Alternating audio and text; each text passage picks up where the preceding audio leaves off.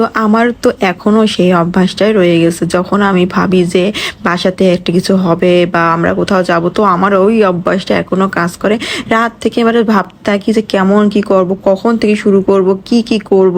তো ওইটা ভাবতে ভাবতে না আমার একদম রাতে ঘুম হয় না, আবার ভোরেও ঘুম ভেঙে যায়। কিন্তু ভোরে ঘুম ভাঙে, আমি ভাবি যে ভোরে উঠবো, কিন্তু ওই যে ভোরের একটা ঘুম থাকে না, তো ওইটা এসে আবার আমাকে ধরে। তো ওইটা থেকে আবার উঠতে উঠতে হয়ে যায় বেলা।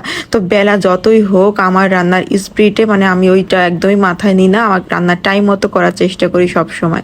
তো এখানে আমি হচ্ছিলাম যেহেতু আমার বাবুর জন্য আমি সব কিছু রান্না করবো, আমি তো আগের থেকেই প্রিপারেশন সব নিয়ে রাখছিলাম কি কি রান্না করব। কিন্তু ওই একটাই সমস্যা যে বাড়ির বুয়া থাকে না। মানে যেদিনই এদেরকে বলি বাসায় কোনো কিছু একটা আয়োজন হবে, তোমরা তাড়াতাড়ি আসবা বা চলে আসবা, সেদিনই ওরা আসে না। মানে এই যে একটা ওরা বিপদ ঘটায়।